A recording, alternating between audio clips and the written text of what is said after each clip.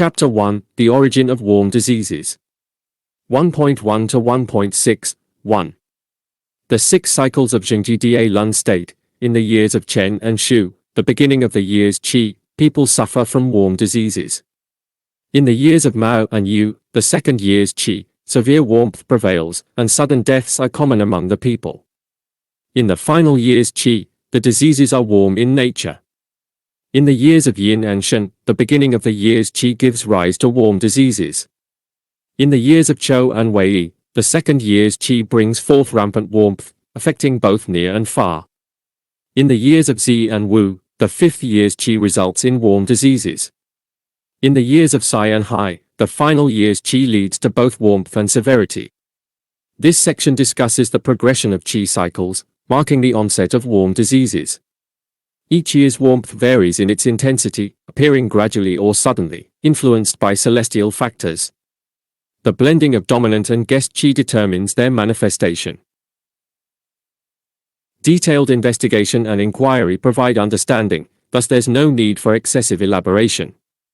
However, it's worth noting that Wu Youke's classification of warm diseases as distinct from typhoid fever is questionable.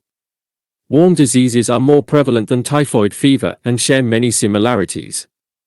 The notion that these diseases manifest at different times with corresponding energies is somewhat perplexing. In times of peace and prosperity, atmospheric conditions are calm, and the populace is harmonious. Even in years of potential prosperity, the prevalence of diseases is still minor. After calamities, famines, and conflicts, even in supposedly minor years, disease prevalence is significant. This aligns with the natural order and should not be surprising. 2. In the great treatise on the correspondence of yin and yang, it is stated, excessive joy and anger, extreme cold and heat, weaken the body's foundation. Therefore, excessive yin leads to yang, and excessive yang leads to yin. Hence, it is said, winter harm from cold leads to spring illnesses of warmth. The preceding section discusses celestial-related illnesses, while the following section delves into the causes of human ailments. Upon careful examination of various prominent medical scholars from the Song and Yuan dynasties onward, they fail to distinguish between warm diseases and typhoid fever. Works such as Pang Anqing's Discourse on Sudden Illnesses, Zhu Gong's book on living patients, and his subtle insights, Wang Shi's clinical validations, Liu Shouzhen's guidance on typhoid fever, and the direct classification of typhoid fever all either approach warm diseases as if they were typhoid fever or mistakenly classify warm diseases as typhoid fever. They question the applicability of the Ma Gui's methods and even create new formulas such as Fang Feng Tong Xing Tang, Shuang Jie Tong Xing Tang, and Zhu Wei Qiong Hua Tang, often mixing pungent and warm herbs, sometimes adding cold herbs among pungent and warm ones. Wang Andao's Lian Xiezheng Bian provides the most detailed differentiation, hence further elaboration is unnecessary. Among the most comprehensive expositions of warm diseases are those by Zhong Jingyu, Wu Youke, and Yu Jiaoyan. These three are the prevailing schools of thought in their times. However, all three have their limitations. Zhong Jingyu and Yu Jiaoyan focus heavily on the term cold, overlooking the statement, therefore, it is said, and the earlier phrase, excessive yin leads to yang, and excessive yang leads to yin. Zhong's classification and prescriptions overlap with typhoid fever, equating warm diseases to it, which lacks substantiation and is thus not worth discussing. Yu's theories may be analytical, but his mid-length writings mix in Shaoyin and Juyin syndromes of typhoid fever. His prescriptions also involve the use of pungent substances which exacerbate the situation. Even for diligent scholars, avoiding pitfalls is a challenge, and it's no wonder that later generations struggle to find guidance. It's a lamentable difficulty in the pursuit of knowledge. Wu Youke indeed discerned the terms cold and warm and accurately identified symptoms. However, he failed to comprehend the concept of concealed pathogenic factors. He categorizes certain cases as true typhoid fever while others as not, attributing spring warmth to the disease. He rigidly rejects the concept of wind and cold being the cause, without recognizing his own lack of understanding. Instead, he deems the classical texts erroneous. While each of these three schools of thought has their individual perspectives, none can synthesize them into a cohesive whole. None can bridge the gap between them. Zhengji quotes from various texts to validate warm diseases, attributing them to transformations from cold to heat. Though the classics also mention heat diseases resulting from the transformation of cold, Zhong fails to analyze it and mistakenly labels warm diseases as typhoid fever. Yu Jian's approach opens with spring warmth. In the early spring, most observed cases exhibit cold symptoms, causing him to mistakenly label typhoid fever as warm diseases. In Wu Youke's time, during the turbulent years of the Chongzhen era, epidemics of warm diseases were rampant. He directly interprets the text, winter harm from cold leads to spring illnesses of warmth. All three maintain their separate viewpoints, failing to merge them into a cohesive whole. I must stress that pathogenic concealed factors are indeed the cause of diseases like spring warmth and winter warmth, as clearly stated in the Neijing. There are also instances where the manifestation is not due to concealed factors but rather due to seasonal influences and climatic conditions, as mentioned in the previous discussion of the 6 cycles of Zhengji. These two scenarios are the regular patterns of disease occurrence. Additionally, there are instances where diseases arise atypical to the prevailing conditions, like the concept of evil qi, albeit infrequent. Those entrusted with fate must keenly observe these irregular patterns and provide remedies accordingly. 3. In the Golden Cabinet's True Formulas, it is stated, the essence is the foundation of the body. Therefore, those who preserve their essence do not fall ill to warmth in spring. The Book of Changes says, step on frost to harden ice. The sage offers a lesson in caution, emphasizing vigilance in the subtle signs of change.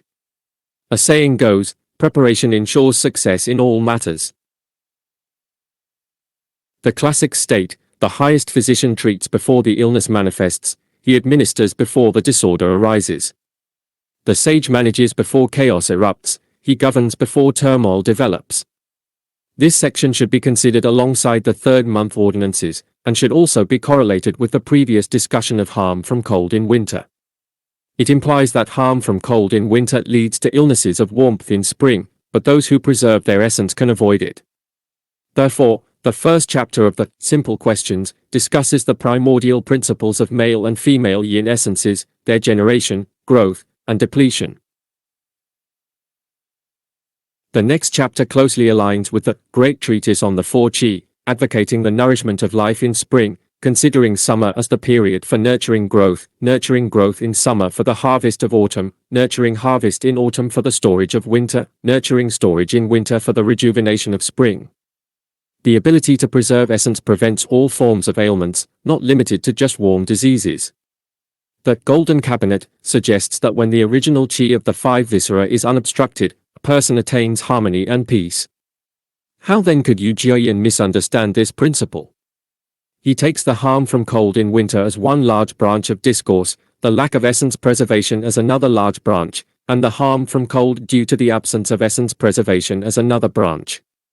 He awkwardly tears apart the original text of typhoid fever theory to fit his interpretation, which results in an overly cautious and contrived argument. The phrase, not preserving essence, should be taken in a broader sense, not merely tied to sexual activity. Anything that shakes and depletes one's essence falls under this category. Just as during winter days, the weather should be cold, yet yang should not be hidden. Similarly, in spring days, there could be leaks and discharges, even to the extent of flowers blossoming ahead of their season. Wang mentions that Yu Jian possessed exceptional talent and rigorous scholarship, and his exploration in this field is unique. He deeply understood the intricacies. However, he overemphasized memorization and dogmatism, often emphasizing appearances in practice.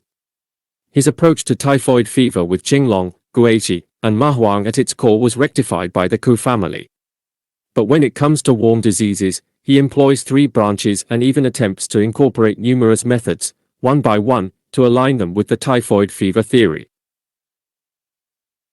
It is akin to the methods of reading music in Han and Tang dynasties, focusing on the pitches and rhythms, which ultimately muddles the clear intent.